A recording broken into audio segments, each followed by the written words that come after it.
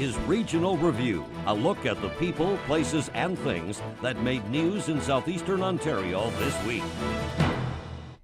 Good evening and welcome to this week's edition of Newswatch's Regional Review. I'm your host, Jamie Patterson. Hello and welcome to your Weekend Report. I'm Jamie Patterson and I kick this weekend off at the Commando Challenge at CFB Kingston, where 12 teams came out to test their soldiering abilities. With this being the 150th anniversary of the regiment, it is a very special day for the cadets. But it isn't all about recognition, it's also about community. This past winter, the ship was under some major renovations, such as replacing the shaft and propeller and upgrading their mechanical systems, and they are soon to have their deck boards replaced as well. One of the main items being recycled are these beautiful maple and fir lanes. Now each lane is 80 feet, giving them 640 feet to work with, all being repurposed as tables, countertops, and shelves. And finally tonight, the City of Kingston has a number of walking tours. Now you can add another haunt to the list. The Limestone City's connection to the War of 1812 is being highlighted in a new walking tour of Point Frederick and the Royal Military College. Here's Newswatch's Mike Postovit with this week's edition of Posto's Postcard. The students formed 7 integrated marketing groups composed of 3 students. Each student was responsible for a component of the marketing plan, whether that was a radio ad, television ad, or print ad for the public safety theme.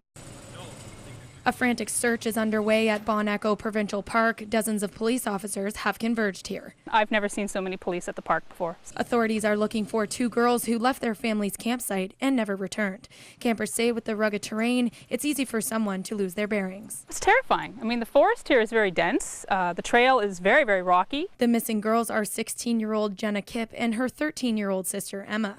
Both girls left their family's campsite to go for a walk while their mother was making breakfast on Thursday morning.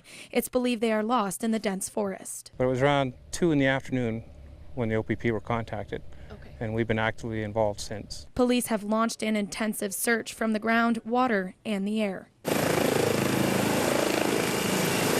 We have about 35 people on the ground. That includes detachment members, our emergency response team, our SAVE unit. While searchers scan the park from the skies, OPP boats are patrolling the surrounding lakes, and ATVs and tracking dogs are scouring the woods, all coordinated through a command center. Police say there have been cases of missing people at Bon Echo Park before, and usually it doesn't take very long to find them. But police are not giving up. We're optimistic that with this many resources on the ground, that we'll find them. The family remains on scene, but the parents are too distraught to speak with the media.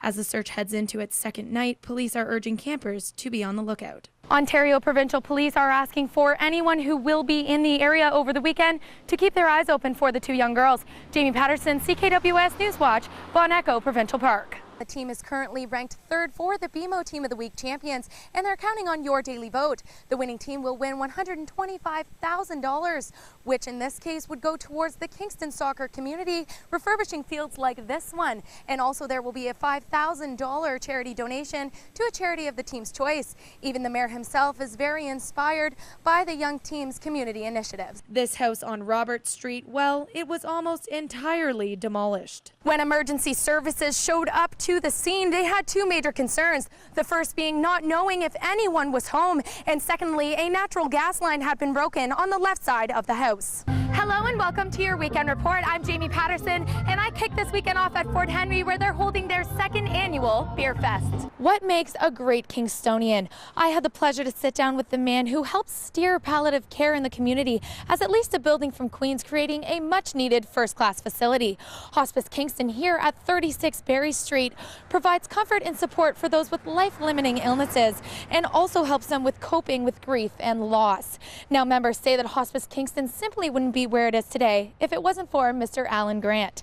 His story's coming up on Friday on my feature story, Hometown Heroes. But if you're looking for a repeat performance by Kingston's mayor, you're out of luck.